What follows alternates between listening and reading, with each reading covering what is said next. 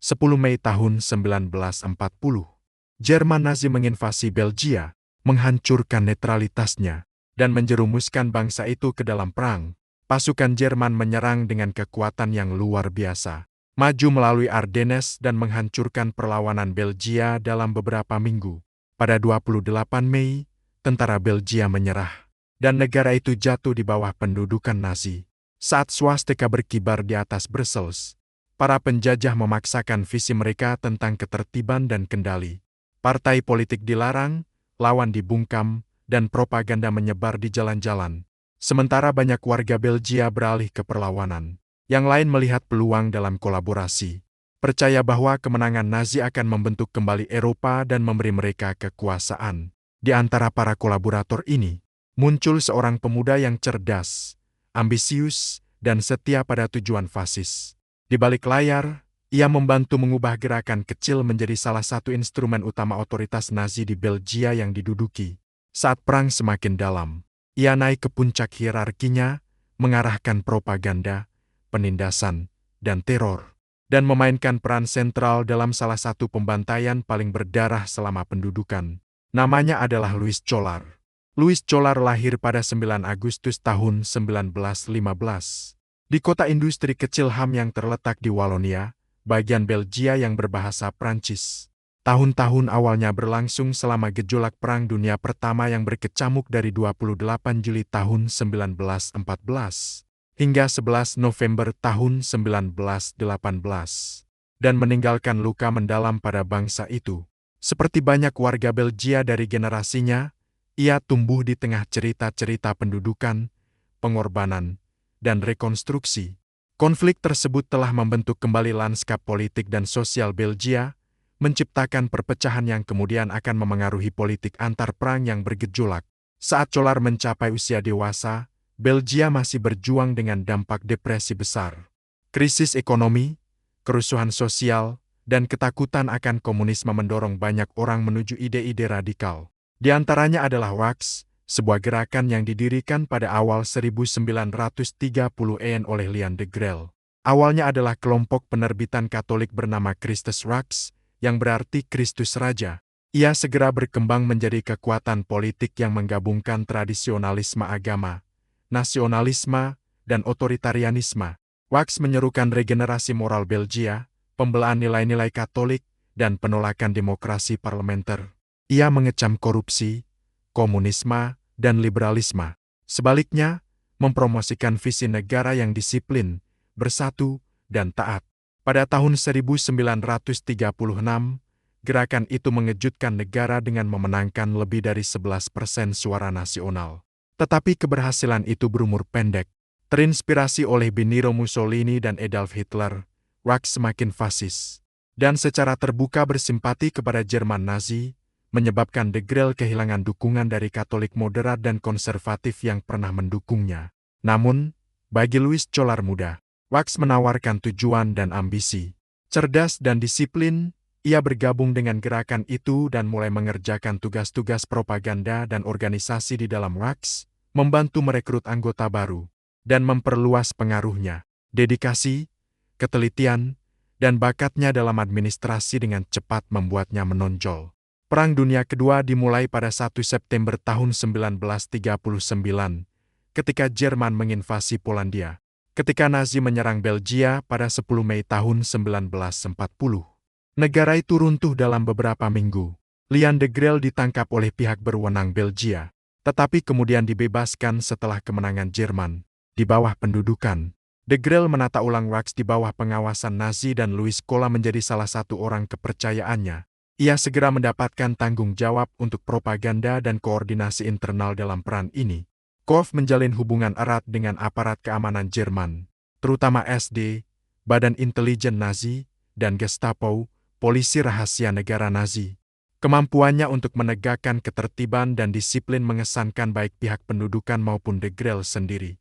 Pada tahun 1943, ketika de Grelle berangkat ke front timur untuk bertempur dengan Waffen-SS, sayap militer SS, Cola secara efektif mengambil alih kendali cabang sipil Wax, beroperasi dari kantor-kantor di Brussels dan kota Charleroi. Ia mengawasi kolaborasi gerakan tersebut dengan administrasi Nazi. Organisasinya menyebarkan propaganda, merekrut informan, dan berpartisipasi dalam penganiayaan orang Yahudi dan anggota perlawanan. Reichsmilitans di bawah pengawasannya bergabung dalam penggerebekan polisi Jerman, menangkap pembangkang, dan menegakkan hukum pendudukan. Brigade B Kola, unit paramiliter di dalam Reichs, menjadi terkenal karena kekerasan dan kerjasamanya dengan intelijen Jerman. Pada tahun 1944, ketika pasukan sekutu maju melalui Prancis, perlawanan mengintensifkan operasinya. Di dalam Belgia, otoritas Jerman dan kolaborator menanggapi dengan brutalitas yang meningkat.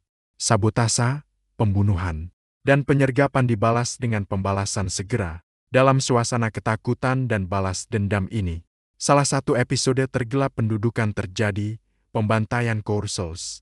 Pada 17 Agustus tahun 1944, anggota perlawanan menyergap dan membunuh Oswald Lebin, wali kota Rexis Charleroi, bersama istri dan putranya. Pembunuhan itu membuat marah kepemimpinan Rexist.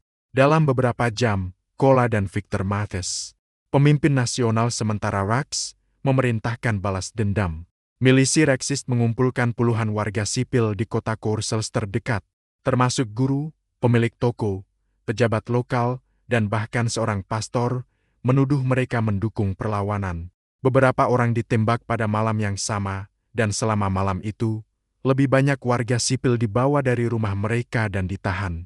Saat fajar pada 18 Agustus, para tahanan yang tersisa dijejerkan di dinding dan dieksekusi oleh regu tembak. Total 27 orang tewas. Saksi-saksi kemudian bersaksi bahwa Kola hadir dan mengambil alih komando operasi tersebut. Pembantaian itu menjadi salah satu kekejaman paling terkenal selama pendudukan. Tindakan fanatisme terakhir yang dilakukan hanya beberapa minggu sebelum pembebasan Belgia. Ketika pasukan sekutu memasuki negara itu pada awal September tahun 1944, Reichs runtuh. De Grelle melarikan diri ke Jerman, Kola dan Mathes mengikuti tak lama kemudian. Setelah pembebasan, Louis Kola dan Victor Mathes bergerak melalui Jerman menuju Swiss. Ditolak masuk di perbatasan Swiss, mereka melarikan diri ke pegunungan Alpen Austria. Mathes ditangkap tak lama kemudian, tetapi Kola berhasil melarikan diri. Ia akhirnya ditemukan pada Februari tahun 1946 di kota Innsbruck, Austria, oleh agen intelijen Belgia. Bersamanya ada 20 anggota SS Belgia dan istrinya, Evat. Pada saat itu, Kola sudah dijatuhi hukuman mati secara in absentia. Ia dicari sebagai kepala Brigade B dan sebagai salah satu penyelenggara utama pembantaian Courcelles. Kola juga dituduh mengotaki beberapa pembunuhan selama pendudukan, termasuk pembunuhan Alexander Galopin, seorang pemimpin industri yang kuat, Franois Boves, mantan Menteri Kehakiman, Julie Ernauss, seorang politikus terkemuka dan direktur universitas, serta Louis Brevert, presiden Asosiasi Pengacara Brussels. Collar dikembalikan ke Belgia di bawah penjagaan ketat dan menunggu persidangan di hadapan Dewan Perang Charleroi.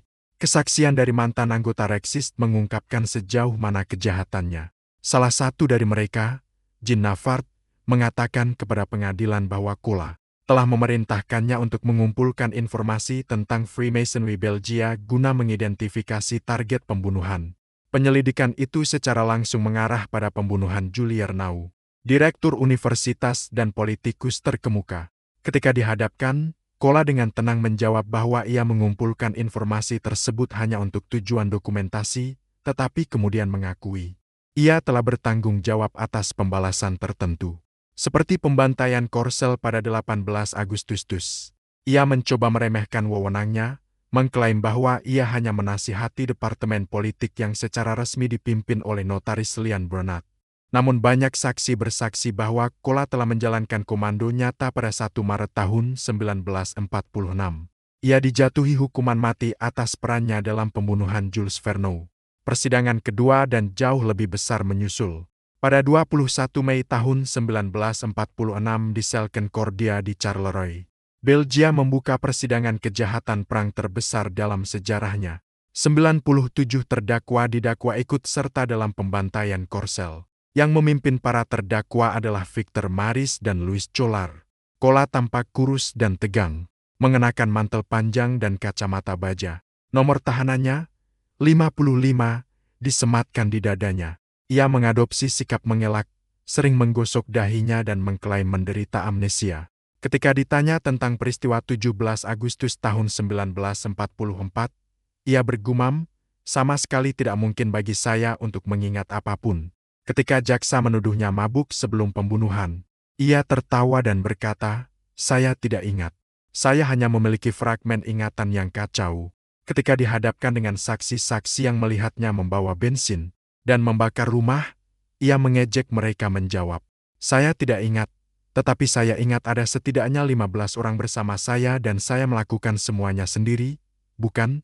Apa yang dilakukan orang lain saat itu?" Pengacaranya berargumen bahwa Kola hanyalah seorang sekretaris yang mengikuti perintah Matisse dan memohon belas kasihan. Tetapi setelah 2 bulan persidangan dan kesaksian dari 147 saksi, putusan itu jelas. Pada 3 Agustus tahun 1946 pukul 10 pagi, Dewan Perang Charleroi menjatuhkan hukuman mati kepada Maris dan Colar dengan regu tembak. Saat menunggu eksekusi, Korla mencoba bunuh diri tetapi selamat.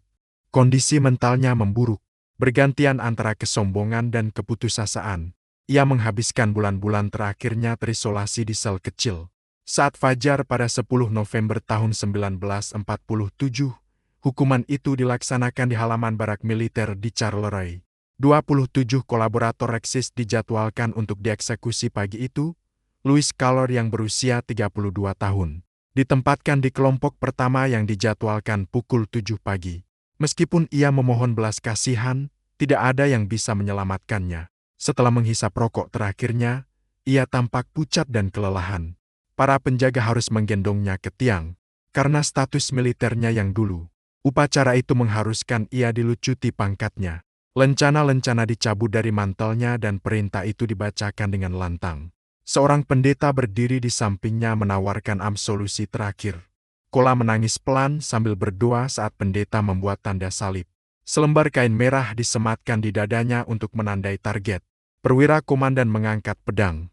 Tepat pukul 7 pagi senapan-senapan ditembakkan. Kola tersungkur ke depan tetapi tidak langsung meninggal. Tubuhnya gemetar dan dia berteriak kesakitan. Pendeta melangkah mendekat dan memberinya absolusi terakhir. Kemudian seorang perwira gendarmeri mengeluarkan pistolnya dan menembakkan 1 peluru ke kepala Kola. Coup de guerre.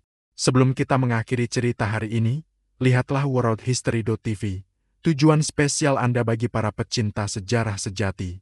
Temukan dokumenter eksklusif dan kisah luar biasa yang tidak akan Anda temukan di tempat lain. Terima kasih telah menonton dan jangan lupa berlangganan untuk lebih banyak lagi.